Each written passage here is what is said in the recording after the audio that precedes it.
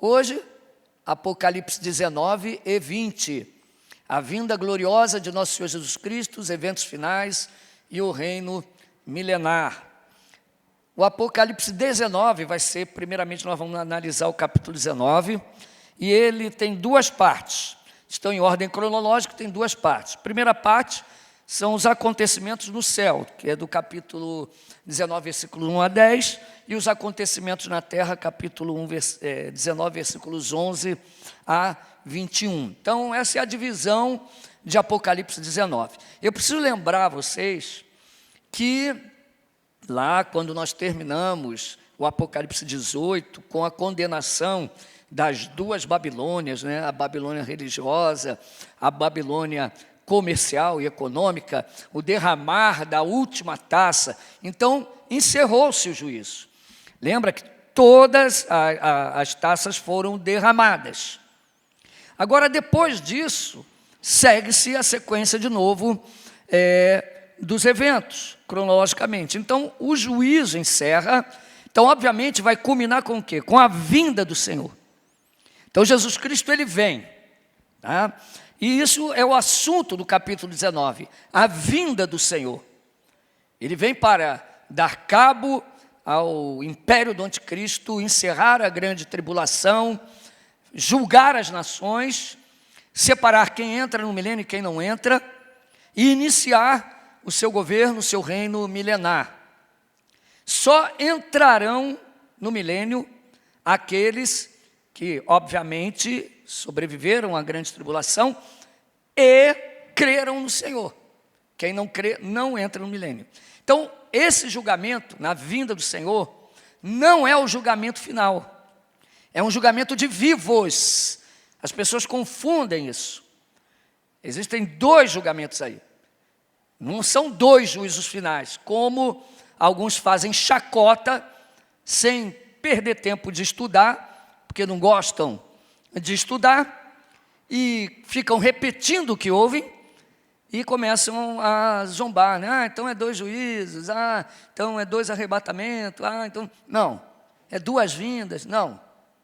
É uma vinda do Senhor, e é um juízo final. Só que aqui, na vinda de Jesus, antes do milênio, não é o juízo final, é o juízo das nações. O rei vai separar as ovelhas dos bodes, é isso que vai acontecer. Ok? Então é um juízo de vivos. O juízo final é juízo dos mortos. Por quê?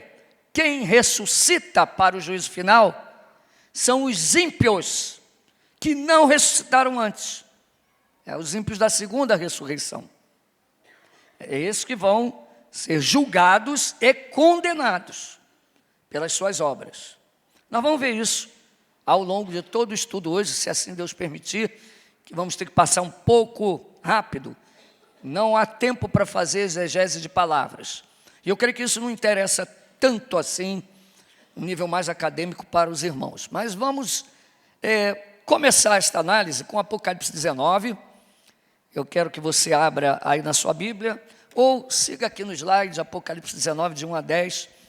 Depois dessas coisas, ouvi no céu uma grande voz, de numerosa multidão, dizendo: aleluia, a salvação, a glória e o poder são de nosso Deus. Repare que o acontecimento está no céu, e é uma grande multidão.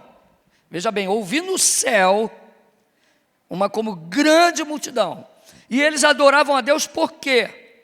Porque a salvação, a glória e o poder são do nosso Deus. Repare, a tribulação está encerrando, as taças foram derramadas, o juízo foi feito. Então, a adoração a glória e o poder são do nosso Deus. Versículo 2: porquanto verdadeiros e justos são os seus juízos. A multidão no céu, ela não é mimizenta, ela não é floquinho de neve. Diante de tudo que aconteceu na tribulação, a multidão diz que justos e verdadeiros são os seus juízos. Deus é justo, Ele punirá o ímpio pelas suas maldades. pois julgou a grande meretriz que corrompia a terra. A meretriz era a falsa igreja, a falsa Babilônia. Ela foi julgada, lembra que nós vimos isso antes? Corrompia a terra com a sua prostituição e das mãos dela vingou o sangue dos seus servos. As duas Babilônias, na verdade, elas foram julgadas. Tanto todo o sistema religioso mundial, quanto todo o sistema econômico mundial. E a segunda vez disseram, aleluia, e a sua fumaça sobe pelos séculos dos séculos. Os 24 anciãos e os 4 seres viventes prostaram-se e adoraram a Deus, que se acha sentado no trono, dizendo amém, aleluia. Os 24 anciãos representando a igreja e os santos em todas as eras. 24, 12 vezes 12, as 12 tribos de Israel, os 12 apóstolos do Cordeiro. Saiu uma voz do trono exclamando, dai louvores ao nosso Deus, todos os seus servos, os que os temeis, pequenos e grandes. Então ouviu uma como voz de numerosa multidão, como de muitas águas e como de fortes trovões, dizendo aleluia, pois reina o Senhor, nosso Deus, o Todo-Poderoso. Então vai começar o reino, há uma adoração no céu, um louvor. Alegremo-nos, exultemos e demos-lhes a glória, porque são chegadas as bodas do Cordeiro, cuja esposa a si mesmo já se ataviou. É uma festa. O reino será dado início ao reino. Há uma festa no céu. As bodas do Cordeiro é o último evento antes da vinda do Senhor, o último evento no céu. A noiva, agora, não é mais chamada de noiva. Você percebeu que em toda a Bíblia, em todo momento, a igreja era chamada de noiva. Mas após o arrebatamento, ela já está unida com o seu Senhor, ela é chamada de esposa. Pois lhe foi dado vestir-se, a veste é dada, é graça. Vestir-se de linho finíssimo, resplandecente e puro, porque o linho finíssimo são os atos de justiça dos santos. Então Deus veste a sua igreja de linho puro, branco e santo.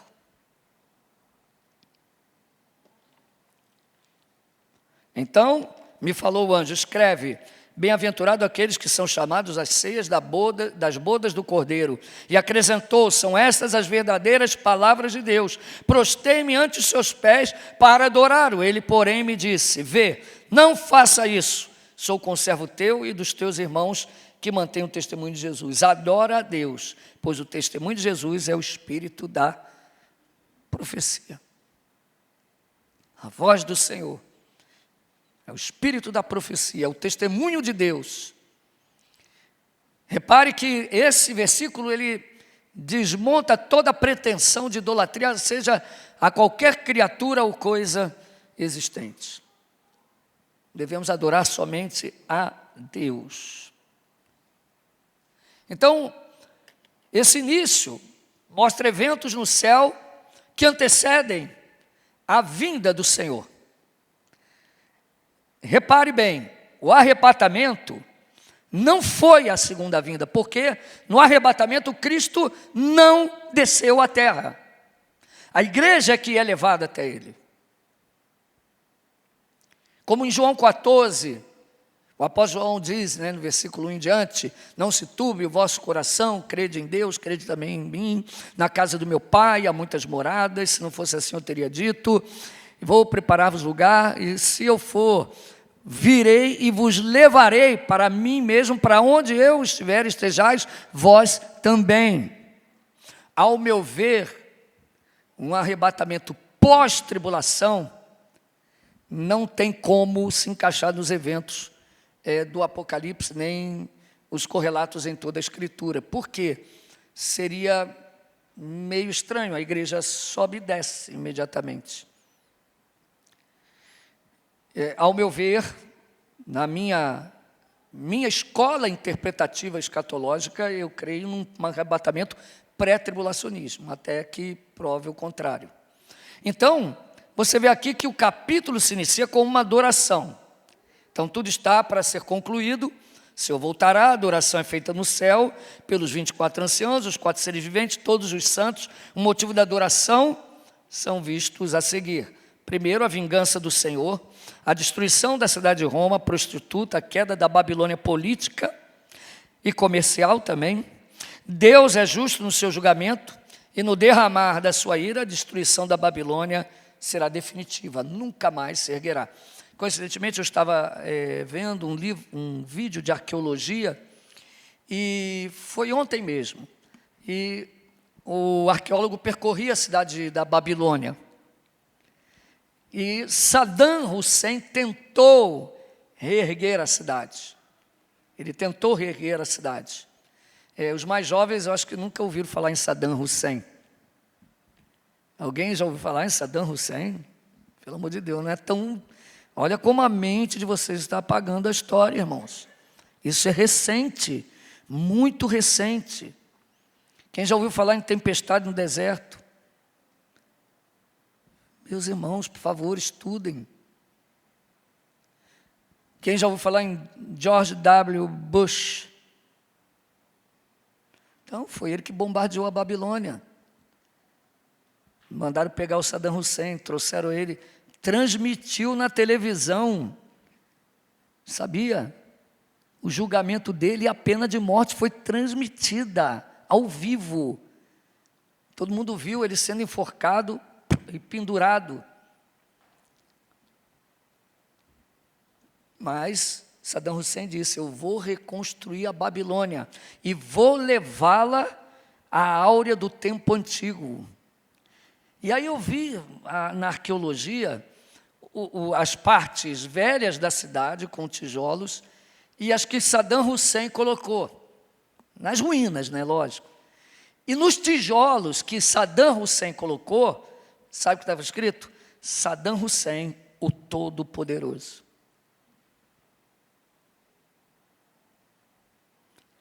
E aí o arqueólogo falou: mas não é só ele que fez isso. Aí na parte antiga, aí estava lá escrito em caldeu: Nabucodonosor, o Todo-Poderoso. Então Saddam Hussein queria repetir o que Nabucodonosor fez. Ele se achava um Deus. E choveu literalmente fogo do céu, né? Quando a gente vê figuras do Apocalipse, né? Fogo descendo do céu. George Bush, quando ordenou o bombardeamento da Babilônia e do Iraque, o nome da operação foi Tempestade no Deserto. E choveu literalmente fogo do céu na Babilônia. Literalmente. Os aviões americanos bombardeando aquele lugar. Então a Babilônia, Deus deu um juízo para ela, que ela nunca mais seria erguida. Nunca mais. Segundo motivo, a implantação do reino que acontecerá com a vinda de Jesus. E o terceiro motivo é as bodas do Cordeiro. Então, por isso, os santos davam graças. As bodas, observe que neste texto a igreja não é chamada mais de noiva, conforme eu falei, e as bodas é o último evento que ocorrerá no céu antes da vinda gloriosa de Jesus à terra. Repare quanto a tribulação está comendo solto, né? Os santos comem à mesa do rei. E você vai ver que lá na vinda há um convite para uma outra boda, para uma outra ceia. Lá no céu é as bodas do Cordeiro, mas na terra há um convite, você vai ver isso ao longo do texto: vinde para a ceia do Cordeiro, da ira do Deus Todo-Poderoso, comer a carne dos reis, dos poderosos, dos seus exércitos, e beber o sangue deles, será o juízo. Amém? Condenação. Então, do céu, os eventos passam para a terra. Apocalipse capítulo 11, versículos de 19, de 11 a 21. Vamos ler. Vi o céu aberto e eis um cavalo branco. Repare, Lá no Apocalipse 6, você viu um cavaleiro branco, quando o selo é aberto. E o que segue aquele cavaleiro branco? A morte, o inferno, as guerras, as pestes. Agora repare a diferença gritante entre esses cavaleiros. Veja bem o que o texto diz: vi o céu aberto. Agora é a vinda do Senhor, Jesus está voltando. A tribulação acaba, os juízos acabam, as taças são derramadas e o cordeiro vem, vi o céu aberto. Eis um cavalo branco. O seu cavaleiro se chama Fiel e Verdadeiro, e julga e peleja com justiça. Olha os nomes que identificam esse cavaleiro. Ele é fiel, ele é verdadeiro, ele julga e peleja com justiça. Quem é esse cavaleiro? Ele vem julgar. Versículo 12. Os seus olhos são como chama de fogo. Lembra de Apocalipse 1? É o mesmo Senhor. Seus olhos são como chamas de fogo. A sua onisciência. Na sua cabeça há muitos diademas. Tem um nome escrito que ninguém conhece, senão ele mesmo. Está vestido com um manto tinto de sangue. E o seu nome se chama o Verbo de Deus. Quando você pensa em nome, olha como as nossas noções estão ficando cada vez mais vagas. Quando você pensa em nome, o que você pensa? Vamos raciocinar. Quando eu falo nome, Ellen.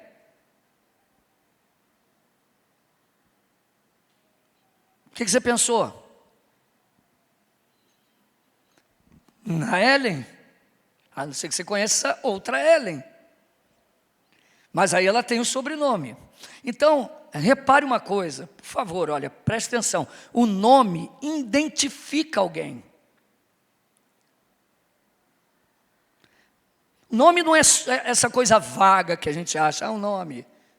O nome identifica alguém. Por isso que em Israel se colocava o nome depois de certo tempo na criança. A não ser que houvesse uma característica muito nítida e a pessoa botava o nome.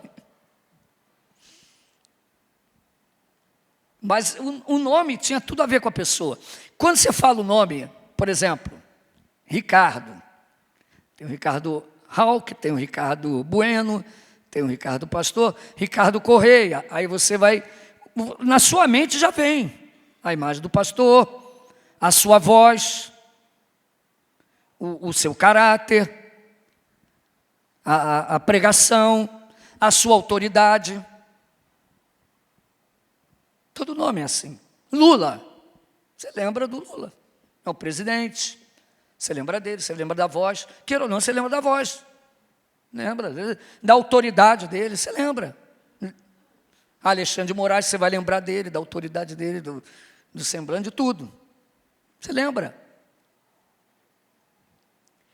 Então, quando Cristo tem um nome, repare que o nome dele fala tudo sobre ele. Ele é Jesus, o Yeshua. Ele é o Salvador. Então, quando alguém falava Jesus, era o Salvador. Mas não era qualquer Salvador, era o Cristo. Christos, ele é um ungido.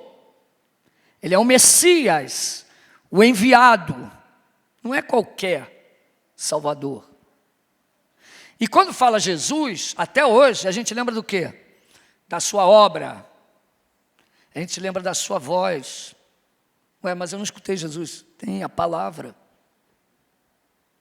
Você lembra da sua palavra, da sua obra, da cruz, do sacrifício. Quantas coisas nos lembram a Cristo? Quantas coisas. Mas aqui ele tem um nome que ninguém conhece, só ele mesmo. Sabe por quê? Porque existem coisas sobre ele mesmo que nós jamais saberemos. O seu nome diz coisas que nós nem imaginamos. E só Ele sabe. A profundidade da sua beleza, como Paulo diz, ó profundidade de suas riquezas. Quem sondou a mente de Cristo? O que Ele pensa a meu respeito, ao seu respeito, nós nem imaginamos isso. Ninguém conhece a fundo o seu nome, a não ser Ele mesmo. Ele é Deus e sempre será. De eternidade a eternidade, Ele é Deus e Ele te amou, Cadu. Ele amou você. E você nem sabe por que Ele amou você. Nós nem sabemos por quê. Seu nome é incomparável. Seu nome é incomparável. Ninguém conhece senão Ele mesmo. Está vestido de um manto tinto de sangue. Que cavaleiro é esse? Com um manto tinto de sangue. E o seu manto tinto de sangue tem 2 comprimentos, sabiam disso? Quando a ira de Deus é derramada sobre o seu Filho na cruz, a ira que era em relação aos nossos pecados, às nossas desgraças, às nossas misérias, Ele pisou no lagar e levou sobre si a nossa condenação, mas Ele também é aquele que vem de Edom e pisa no lagar da ira do Deus Todo-Poderoso. A imagem de um guerreiro que vem da guerra, da batalha, passando a espada em seus inimigos, com a sua roupa salpicada de sangue. Quem já viu filmes de gladiador? Quem já viu filmes de guerras nórdicas? De guerra de vikings? Você vê aquela guerra sangrenta que a espada atinge o adversário e sangue salpica no rosto do guerreiro. Ele vem, sua veste está salpicada de sangue, no seu manto tinto de sangue, o seu nome é Verbo de Deus. No princípio era o Verbo, e o Verbo estava com Deus, e o Verbo era Deus. Como confundir o inconfundível Senhor com o anticristo usurpador do capítulo 1?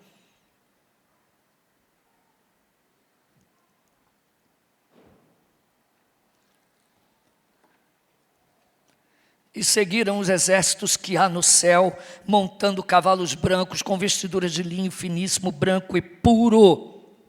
Os exércitos do céu, quem anteriormente foi dito que foi vestido com linho fino e puro e branco, foi a igreja.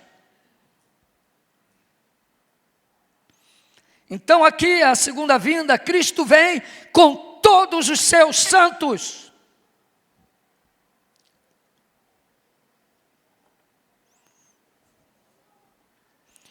Sai da sua boca uma espada afiada. Quem tem na boca a espada afiada? A Bíblia é a espada de 2 gumes, que penetra na divisão da alma e do espírito, das juntas e ligaduras. É a mesma espada lá em Apocalipse capítulo 1. Esse é o Cristo. Sai da sua boca a espada afiada para com ela ferir as nações. Só que agora, essa espada fere as nações.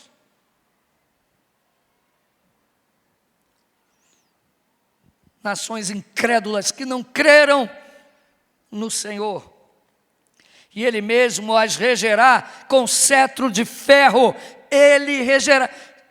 Irmão, tem que fazer muito malabarismo para tentar dizer que aqui não tem um milênio literal. Ele as regerá com cetro de ferro, e pessoalmente pisa o lagar do vinho, do furor, da ira do Deus Todo-Poderoso. Ele pisa pessoalmente no lugar da ira. Tem no seu manto e na sua coxa um nome escrito: Rei dos Reis e Senhor dos Senhores. Lembra?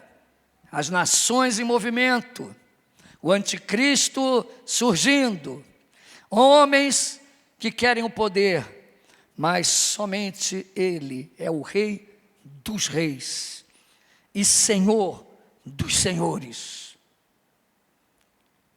E esse nome está escrito no seu manto, mas também na sua coxa. O manto é o manto real. E a coxa, por que na coxa? Porque no Antigo Testamento, quando dois homens fechavam um acordo, eles colocavam a mão debaixo da coxa, quando ele fazia uma promessa.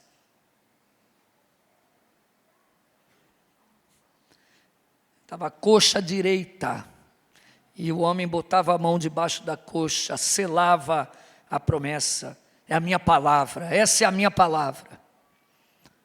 Querendo dizer que ele era homem. Eu sou homem para cumprir.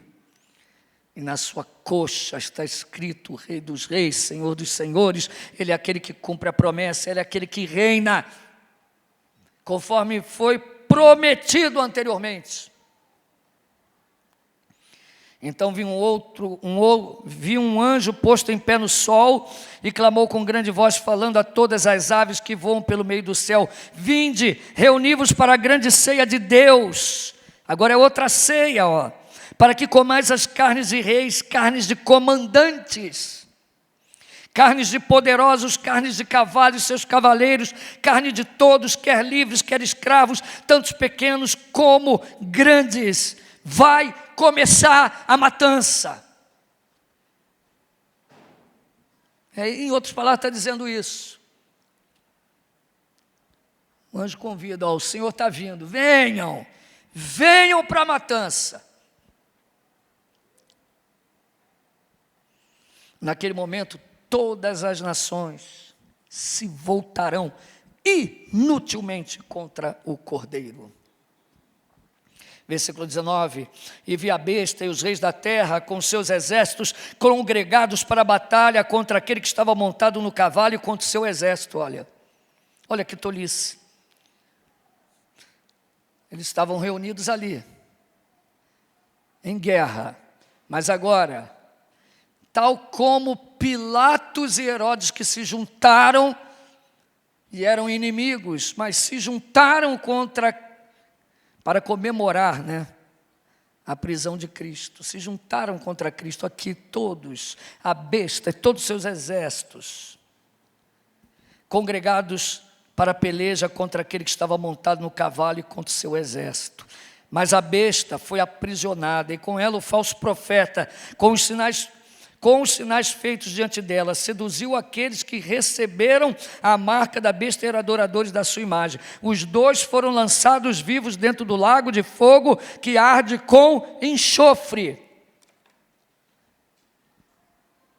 Imagina o inferno com uma fitinha de inauguração. Puxou a fitinha. Quem foram os primeiros lançados no inferno? A besta e o falso profeta. Satanás ainda não foi lançado lá. E repare que o julgamento é imediato, não tem nem conversa. Foram lançados vivos, no lago de fogo e enxofre. E todo o exército que estava com a besta. Vamos ver. Os restantes foram mortos com a espada que saía da boca daquele que estava montado no cavalo, e todas as aves se fartaram das suas carnes. O restante foi morto.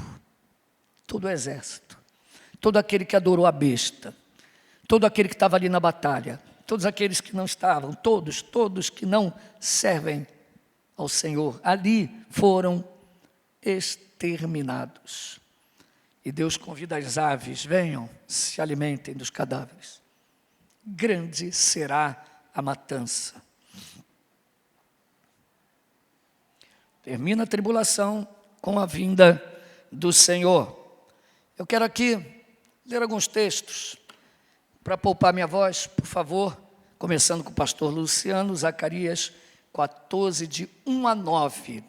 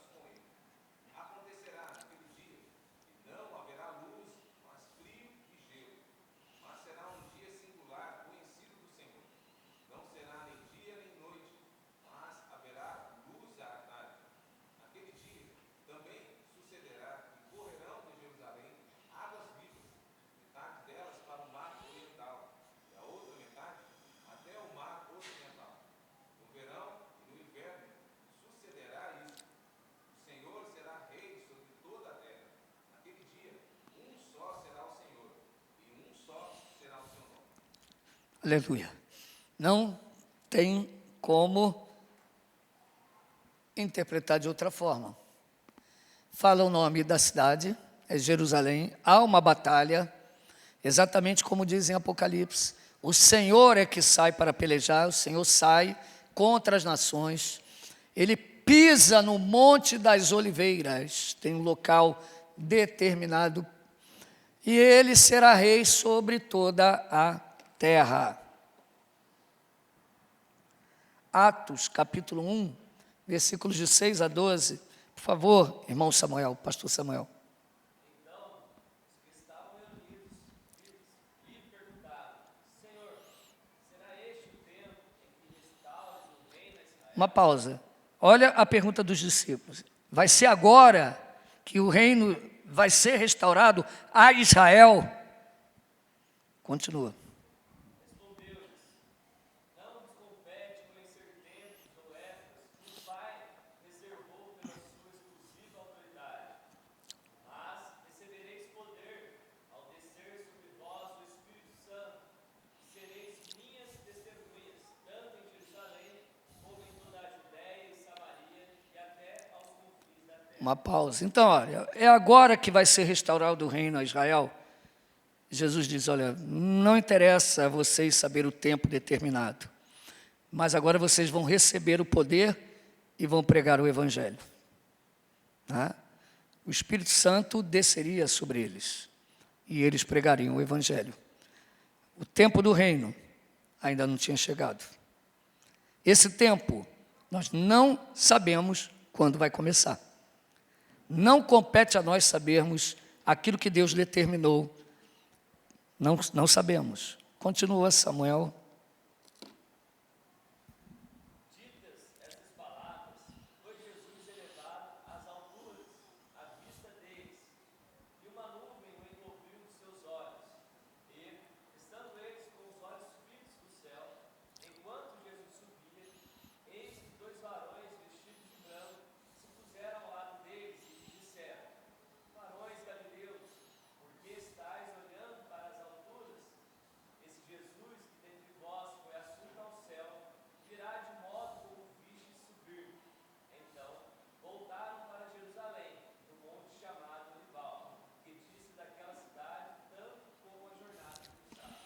Repare, onde eles estavam quando Jesus sobe, é assunto aos céus, no Monte das Oliveiras. Exatamente onde ele virá novamente. Tá? E repare que Jesus virá de modo visível. A segunda vinda é visível a todos. A questão é que não há duas vindas, é que as pessoas confundem arrebatamento com a segunda vinda. São eventos diferentes. Tá bom? Jesus é o cavaleiro do Apocalipse.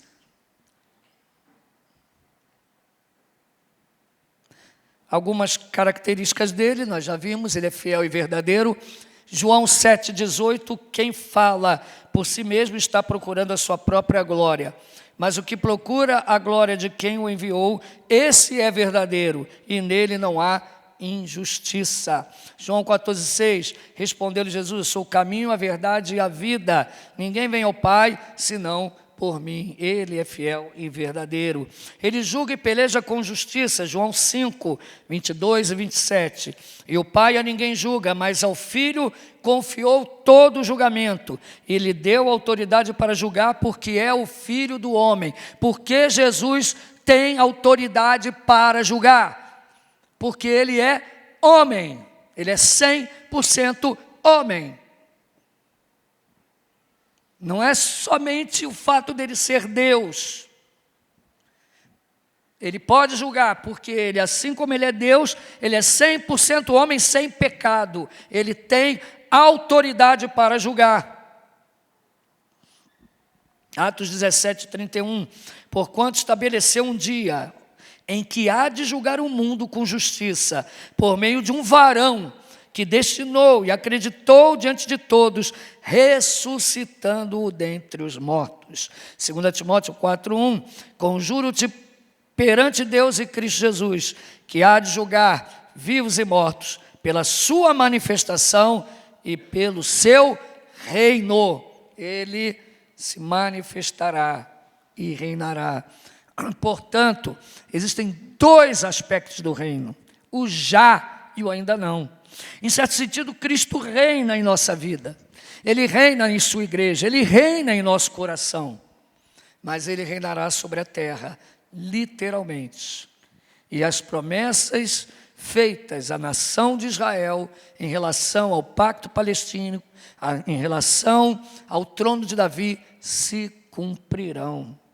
Seus olhos são como chama de fogo.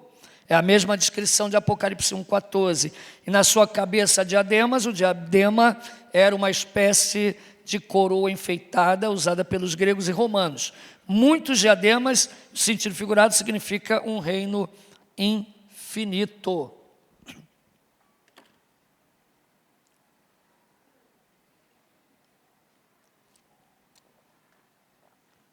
Sobre o nome eu já comentei. Está vestido com manto tinto de sangue, uma coisa interessante, Gênesis 49, 10, 11. Lê Lucas, por favor. O cetro não se arredará de Judá, nem o bastão entre seus pés, até que venha Siló, e a ele obedecerão os povos. Ele amarrará o seu jumentinho a vinho, e o filho da sua jumenta, a videira mais excelente, lavará as suas vestes no vinho, e a sua capa em sangue de uvas. Perfeito. Aonde foi isso? Quando Jacó vai abençoar os seus filhos, tá? Antes da lei. Olha lá, o cetro não se arredará de Judá, o reino. Ainda diz de que tribo? Judá, a tribo de Davi. Nem o bastão de entre seus pés, o bastão de rei, até que venha Siló. É ele. A ele obedecerão os povos o obedecerão. Amarrará o seu jumentinho à vide, e o filho de sua jumenta a videira mais excelente.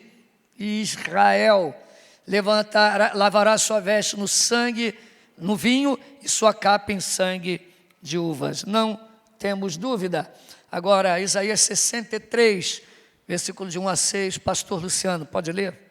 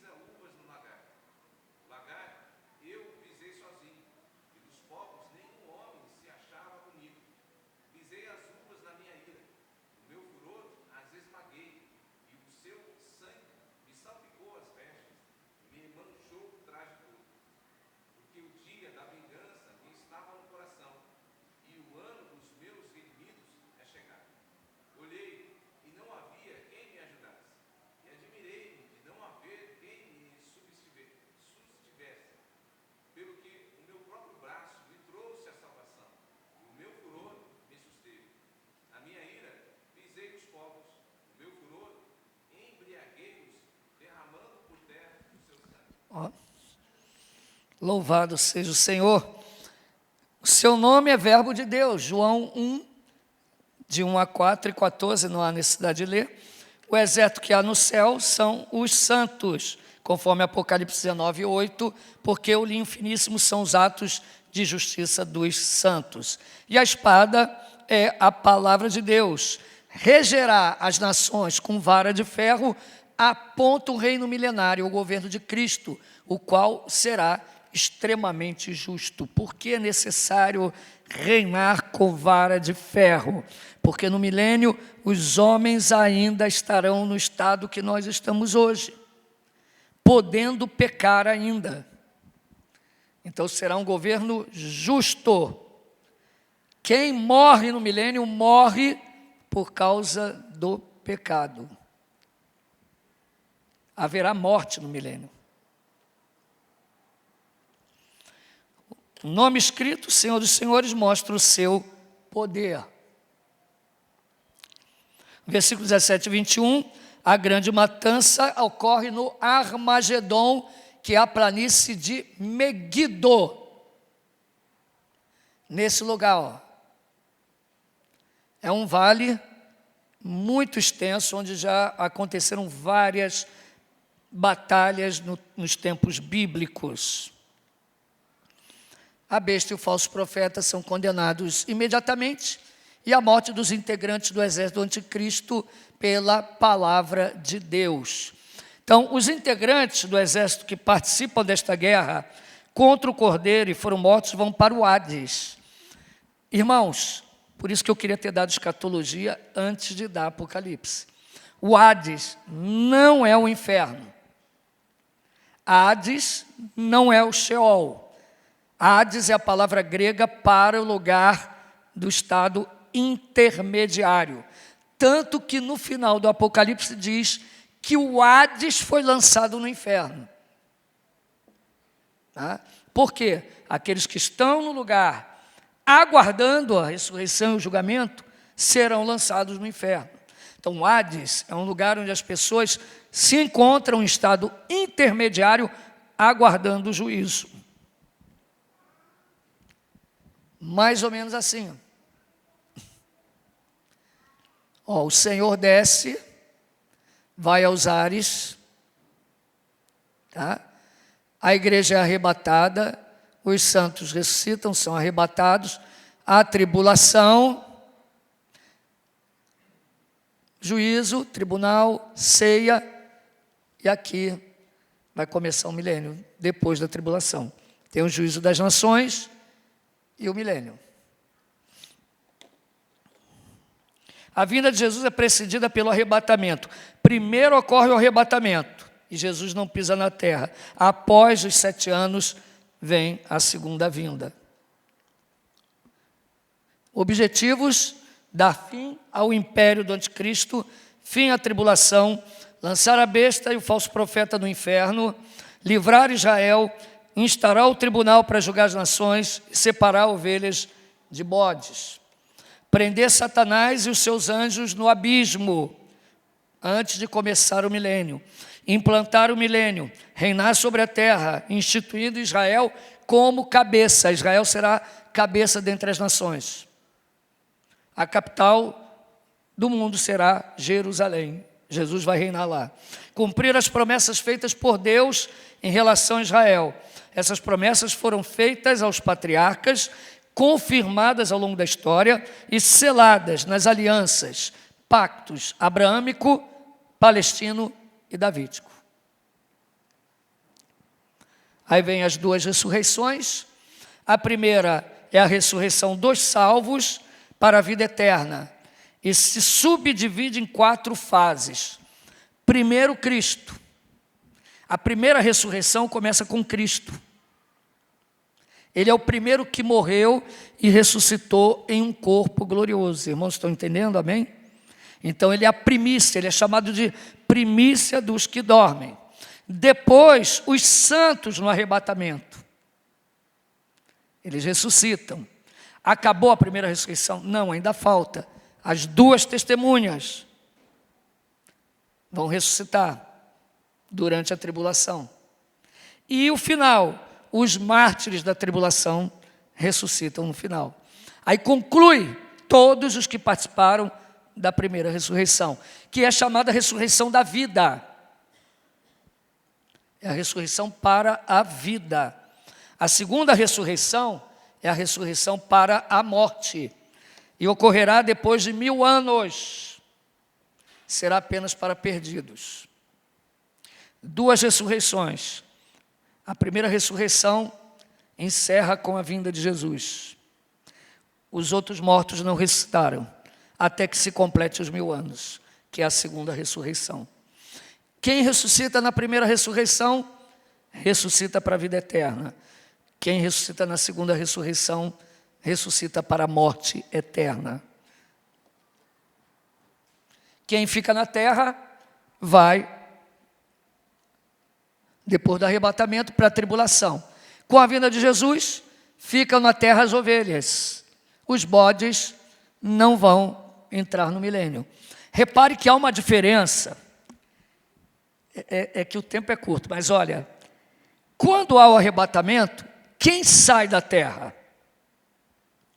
Salvos ou não salvos? Salvos. Quando há a segunda vinda, veja, a segunda vinda não é o arrebatamento. Na segunda vinda, quem fica na terra? Salvos. Quem é tirado da terra? Não salvos. Entendeu o contrário? O rei dirá: vinde bendito do meu Pai, possui o reino que foi preparado antes da fundação do mundo. Para os bodes, apartai-vos de mim, malditos. Esse não tem lugar no reino. Serão condenados. Entendeu a diferença? Porque o arrebatamento não é a segunda vinda. O arrebatamento, salvos são arrancados.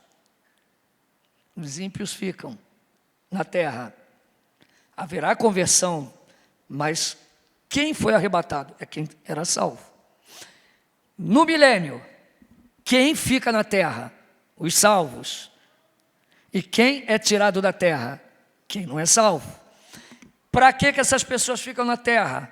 Eles vão casar, eles vão procriar, eles terão filhos, povoarão a terra, serão os habitantes do milênio. Cristo julgará as nações, distribuirá as nações novamente na terra. O mapa mundi vai mudar. Israel será o centro. E o seu governo inicia 1000 anos. Porém, as pessoas que entram no milênio, tá, elas vão ainda ter a semente do pecado. Então eles têm que obedecer a Cristo. O reino é perfeito, o reino é de justiça, é com vara de ferro. O jovem que pecar com 100 anos vai morrer. Mas existe pecado no coração. E conforme a humanidade for crescendo, eles questionarão em si mesmo todas as coisas.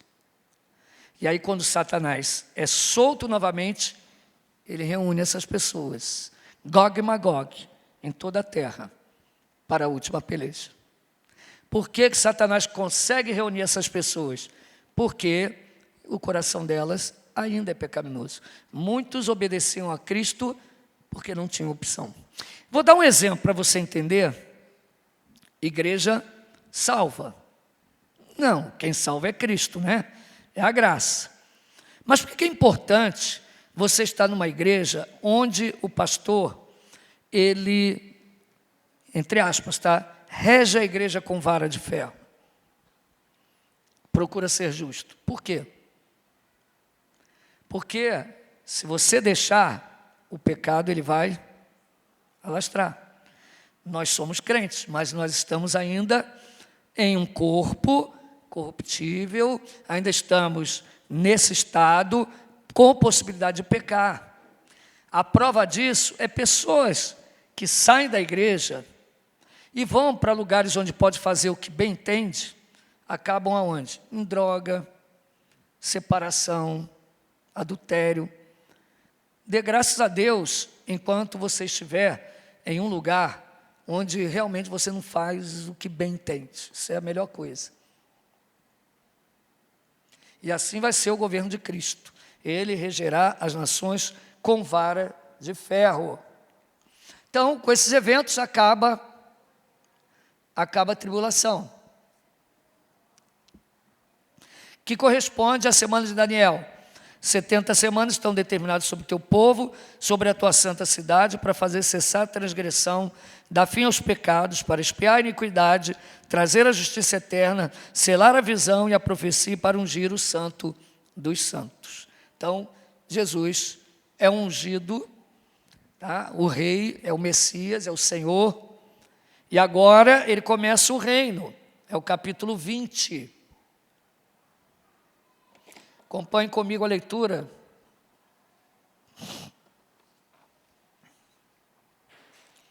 Então, para começar o milênio, vamos recapitular. Os bodes são separados das ovelhas, mas é necessário mais alguma coisa. Satanás tem que ser preso, ok? Então, por favor, alguém, pastor Samuel, versículos de 1 a 3.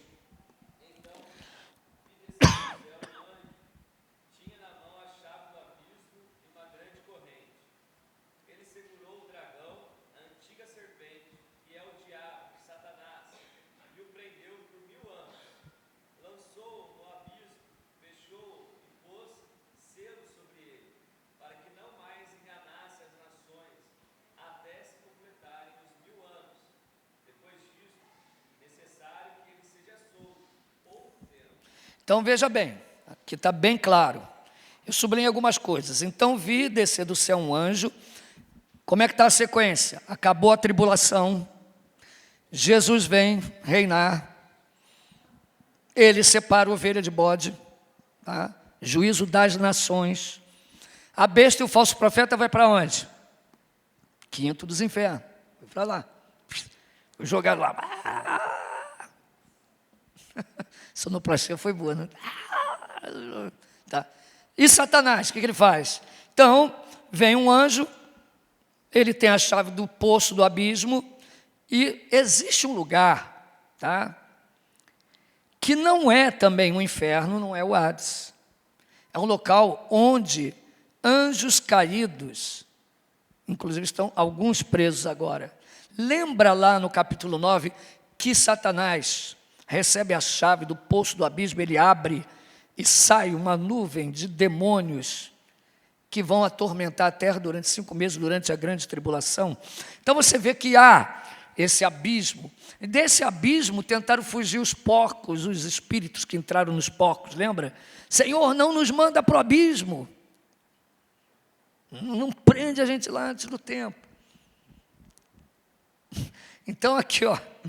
Ele segurou o dragão, a antiga serpente, que é o diabo, Satanás, e o prendeu por 1000 anos. Eu vi um vídeo de um pastor, excelente pastor, não é um homem herege nem nada, mas ridicularizando, como é que pode ter uma corrente que prende o diabo, lógico que isso é uma figura, uma corrente vai segurar Satanás, o fogo do fogão vai queimar Satanás, a fogueira queima Satanás, bomba atômica queima Satanás. Como é que o diabo vai ficar atormentado no fogo do inferno? Irmãos, com certeza são coisas que a gente não tem ideia, mas existem. E eu que lá sei como é que é essa corrente, mas que existe. Satanás será preso. E prendeu por quanto tempo? 1000 anos. Só que tem alguns que dizem que 1000 anos não é 1000 anos. 1000 anos pode não ser 1000 anos, pode ser qualquer coisa. Que Jesus já venceu e na cruz ele prendeu o diabo. E que esses 1000 anos é esse tempo aí que o diabo está preso. Sem nada contra, mas aí vai vir um problema muito grande. Porque Jesus já venceu, mas Satanás é solto depois. Ele é solto depois dos 1000 anos. E sai enganando todo mundo de novo. Um outro sério problema é que nós olhamos ao nosso redor e vemos claramente que o diabo engana as nações. Ele engana. Ele é um enganador. E também olhamos ao nosso redor e me parece que não estamos num milênio tão bom assim. E também me parece que Cristo, Ele reina na igreja, mas me parece que Ele não reina no coraçãozinho de alguns membros, aí deixa para lá, de algumas pessoas, não é membro da igreja não, tá? Membros de alguns lugares lá no governo, parece que Jesus não está reinando naqueles coraçãozinhos, não.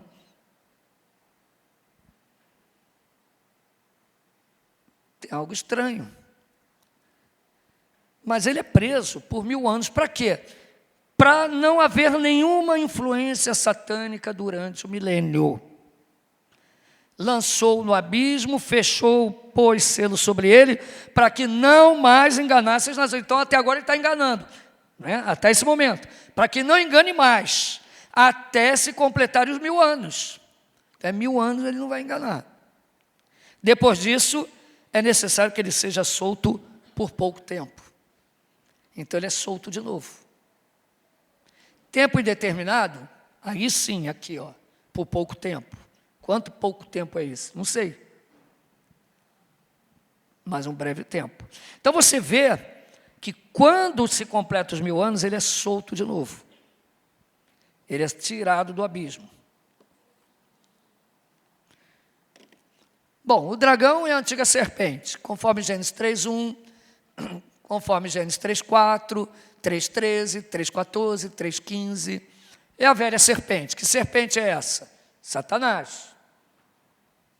Apocalipse 12:9, foi expulso o grande dragão, a antiga serpente, que se chama Diabo e Satanás, sedutor de todo mundo, sim, foi atirado para a terra e com ele os seus anjos. Então, uma velha serpente, o próprio Apocalipse diz que é Satanás. Ele será preso por 1000 anos. Ele é preso aonde? Num abismo. 1000 anos literais, ao meu ver. Lembrando a vocês que eu sou pré-milenista. Então, ao meu ver, são 1000 anos literais.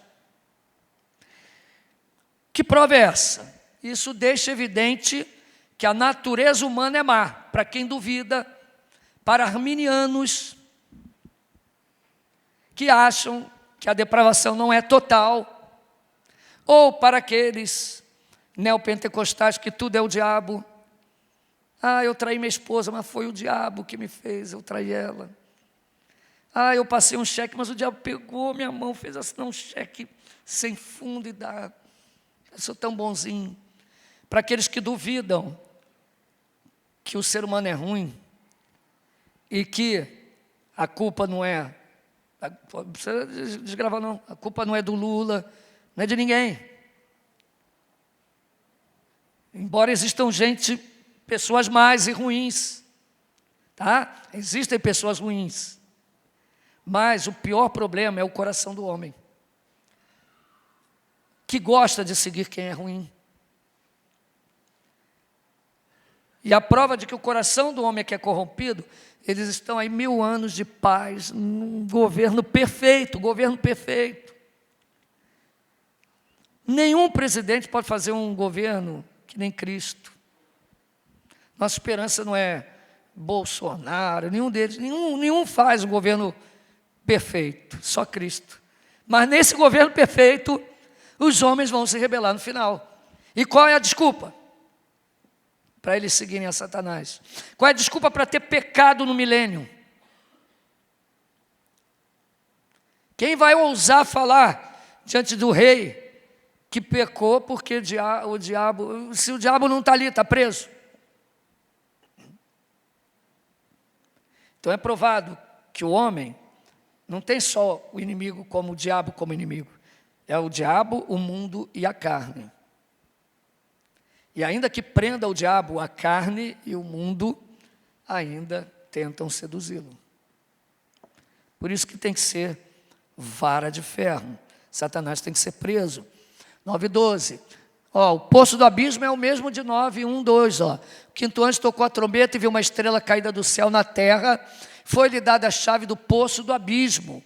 Ele abriu o poço do abismo, subiu fumaça do poço, como fumaça de grande fornalha, e com a fumaceira saía do poço saída do poço escureceu o sol e a terra. E é para lá que Satanás vai ser jogado no milênio. Ele é preso para não enganar as nações. Romanos 16, 20. E o Deus de paz em breve. Espera aí. Paulo está escrevendo para quem?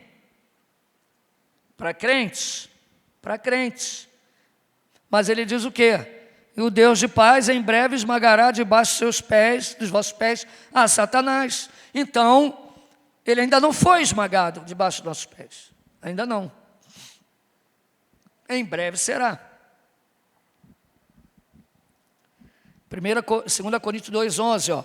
Para que Satanás não alcance vantagem sobre vós, pois não lhe ignoramos os desígnios. Existe crente que tem muito conhecimento, mas pouca espiritualidade. Não consegue ver o que está ao redor dele. Mas Paulo aqui diz para você ter cuidado, para Satanás não tirar vantagem. Não ignore os seus desígnios. Significa que ele está agindo. Efésios 4, 27. Nem deis lugar ao diabo. Dá lugar a ele para você ver. Ele não possui crentes. Ele não pode te possuir. Mas dá lugar para você ver o estrago que ele faz. Efésios 6, 11 e 12. Revestível de toda a armadura de Deus para poderes ficar firmes contra as ciladas do diabo. Porque a nossa luta não é contra o sangue e a carne, sim, contra os principados e potestades, contra os dominadores deste mundo tenebroso, contra as forças espirituais da maldade nas regiões celestiais. Dominadores da onde? Deste mundo tenebroso. 2 Coríntios 11, 3. Mas receio que, assim como a serpente enganou Eva com a sua astúcia, assim também seja corrompida a vossa mente e se aparte da simplicidade e pureza devidas a Cristo. Satanás, a velha serpente, astuta e pode te afastar da simplicidade do Evangelho. Não é tirar a sua salvação, não. Tá? Mas ele pode fazer muita desgraça.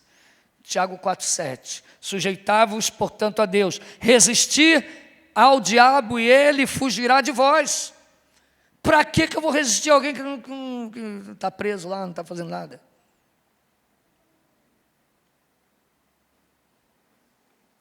Primeira Pedro 5,8. Sede sóbrios e vigilantes, o diabo, vosso adversário, anda em derredor, como o leão que ruge, procurando alguém para devorar. Lógico, irmãos, nós cremos que o poder do diabo, ele é cada vez mais limitado. Eu já mostrei isso aqui no início do estudo. Ele é lançado do céu, ele está nas regiões celestiais, ele é lançado na terra, depois ele é lançado no abismo, e depois ele é lançado no inferno. Com certeza ele não pode impedir o plano de Deus na sua vida, ele não pode impedir você de pregar o Evangelho quando Deus quer. Se você não conseguir é porque Deus impediu, tá? Então, as portas do inferno não prevalecem contra a igreja continua vivinha da Silva, a despeito de todas as artimanhas do diabo. Tudo isso a gente sabe, que o diabo, ele é como um leão preso em uma corrente, né? Que ele só age até onde Deus permite, todo mundo sabe disso. Mas daí a dizer que ele está preso e não enganar mais as nações agora, isso é um absurdo. 2 Coríntios 4, 3, 4. Mas se o nosso evangelho ainda está, agora eu vou falar das pessoas do mundo, ó. Se o nosso evangelho ainda está encoberto, é para os que se perdem que está encoberto, nos quais o Deus deste século cegou o entendimento dos incrédulos. Quem está cegando o entendimento dos incrédulos? Para não obedecer ao evangelho? O Deus desse século. E se a igreja ficar, rapaz, nós estamos numa guerra, uma batalha. Satanás não engana as nações. O quê? Ele cega o entendimento dos incrédulos. Para quê? Para que não resplandeça a luz do Evangelho da glória de Cristo, o qual é a imagem de Deus. Efésios 2, nos quais andastes outrora, segundo o curso deste mundo, segundo o príncipe da potestade do ar, do espírito que agora opera, atua nos filhos da desobediência. Ele está operando, ele está atuando nos filhos da desobediência. E nós estávamos no mesmo curso dele. Fazemos tudo que o príncipe desse mundo queria. 1 Coríntios 10, 20. Antes digo as coisas que eles sacrificam, é a demônios que as sacrificam. Ou seja, quando o idólatra sacrifica algo ao ídolo, ele está sacrificando a demônios. 1 Timóteo 4,1, o Espírito afirma expressamente que nos últimos tempos alguns apostatarão da fé, por obedecerem a espíritos enganadores e a ensinos de demônios. Quem está fazendo o Ed Renekiewicz abrir aquela boca e sair daquela boca o esgoto que está saindo de um homem que dantes até pregava? Quem inspira aquele homem? Tudo bem que é um sinergismo, é só do lado do capeta, que aí atua ele e o diabo também, que aproveita. 1 João 5,19, sabemos que somos de Deus e que o mundo inteiro está onde? O mundo inteiro jaz no maligno. 2 Tessalonicenses 2, 9 e 12, nem vou ler o texto todo, mas o anticristo opera com o poder de quem? De Satanás. E a sua boca com eloquência para enganar as nações e levá-las a um acordo de paz. E ser aclamado como Deus, como Salvador. Irmãos, vou abrir aqui um parênteses, tá? Vou abrir um parênteses. Em épocas de governos perversos e maus, como a nossa, cuidado também para você não esperar salvadores humanos, que é um outro extremo também. Porque é exatamente assim que o anticristo vai aparecer, resolvendo tudo, vai resolver todos os problemas. Se bobear, você vai estar lá sorrindo, batendo palma também. Quando você vê, o negócio já está tudo engatilhado. É muita astúcia. Após 1000 anos, Satanás é solto. Isso é claro. Aí vem o juízo das nações em Apocalipse 24 a 6, por favor. Leia Lucas.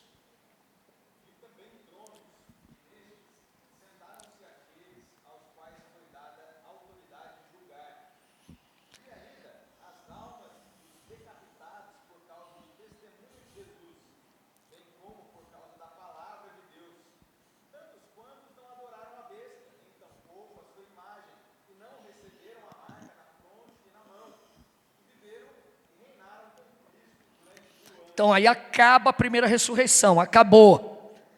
Tá? Agora, a outra ressurreição está bem explicada aí, versículo 5.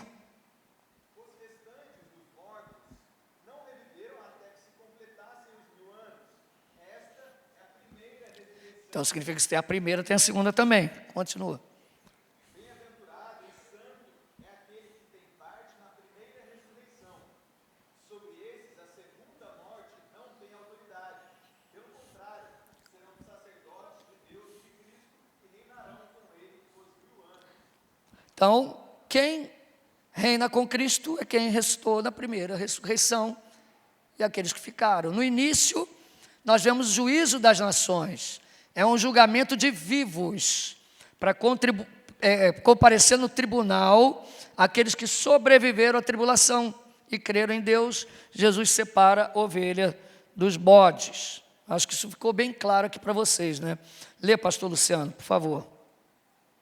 Quando vier o Filho do Homem, a sua majestade e todos os anjos com ele, então se assentará no trono da sua glória. Todas as nações serão reunidas em sua presença. Olha lá, ó, as nações, olha a imagem, Cristo vem, assenta-se no trono, as nações vêm até ele, e aí ele julga. E ele separará uns dos outros, como o pastor separa dos cabritos as ovelhas. Porá as ovelhas à sua direita, mas os cabritos à esquerda. Então dirá o rei aos que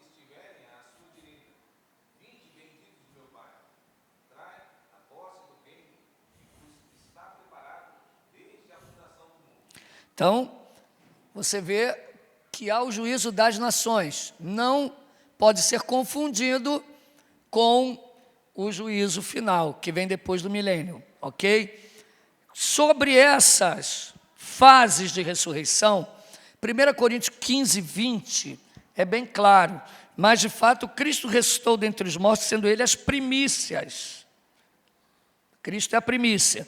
Versículo 23 e 24, cada um, porém, por sua própria ordem. Cristo as primícias, depois os que são de Cristo na sua vinda. E então virá o fim, quando Ele entregar o reino ao Deus e Pai, quando houver destruído todo o principado, bem como toda a potestade e poder. Então, há uma ordem, primeiro Cristo, depois os que são de Cristo em sua vinda.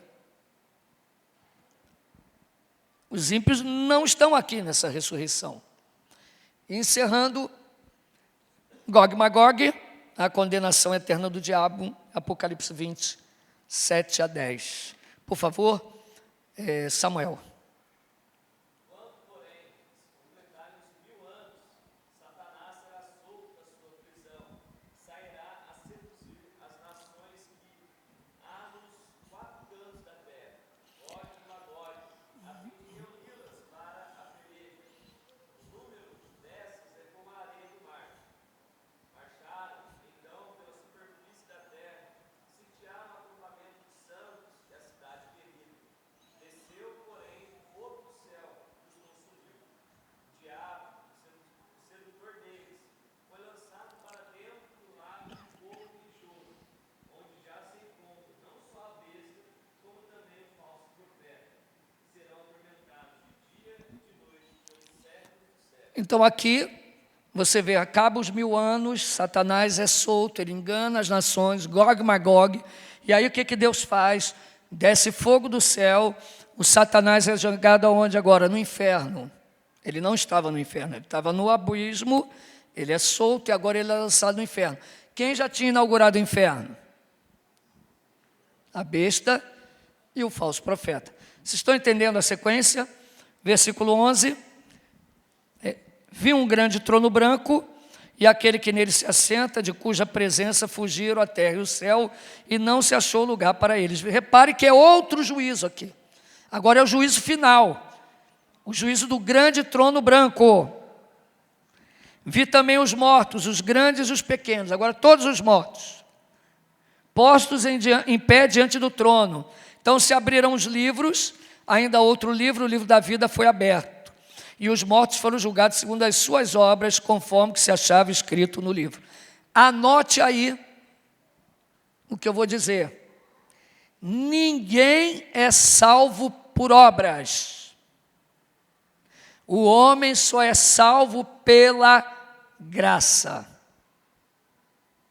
Ok? Mas os homens são condenados pelas obras. Então, os homens não são salvos pelas obras, mas os homens só são condenados pelas obras.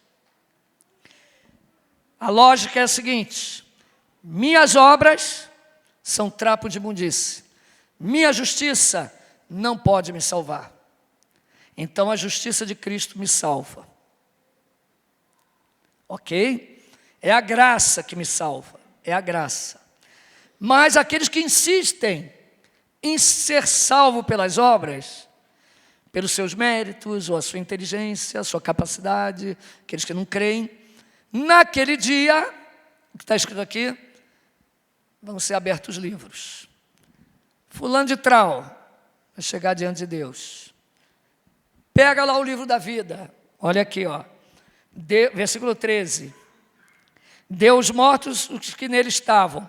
A morte e o além entregaram os mortos que neles haviam. Foram julgados um por um, segundo as suas obras. Um por um. Então a morte e o inferno foram lançados dentro do lago de fogo. Aqui há um erro de... Não é bem um erro, mas uma tradução que não ficou muito legal. Aqui o inferno é jogado no lago de fogo. Mas se você for lá no original grego, tá, o Hades foi jogado no inferno. Aí o que traduziu para inferno é Hades. Então, o que é lançado no inferno é o Hades. Tá? E é jogado no lago de fogo. E se alguém não foi achado inscrito no livro da vida, esse foi lançado dentro do lago de fogo. Então, nós vemos aí 2 livros. O livro da vida e o livro das obras. O meu nome foi escrito no livro da vida antes da fundação do mundo. Mas no dia do juízo, cada um por um, está escrito aqui, comparecerá diante do trono. E abrir-se os livros, e abriu o livro da vida. Fulano de tal, seu nome não está no livro da vida. Do cordeiro que foi morto antes da fundação do mundo, que morreu por... Seu nome não está aqui. Então traga os livros. Que livros é esse? Das obras. Então vamos lá. Não é a obra que você quer? Vai pesar a obra e a justiça de Deus. O que vai acontecer? E os homens serão lançados no inferno por causa do que estava escrito nas suas obras. Por causa do que fizeram, por causa das suas obras. Deus é justo, então eles serão julgados. Amém? E eu termino essa aula, peço desculpa a vocês, que é muito detalhe, a gente passar correndo, para encerrarmos toda essa maratona na próxima aula com o estado eterno, que é um estado de glória, de consolo, de alegria, a consumação de tudo, cumprindo-se toda a teologia bíblica, na criação, queda, redenção e a consumação. O final de tudo, que vai ser falado na próxima aula também, de uma forma bem simples, capítulos 21 e 22. Mas eu quero encerrar com uma pergunta, ou melhor, 2. Onde você vai passar a eternidade?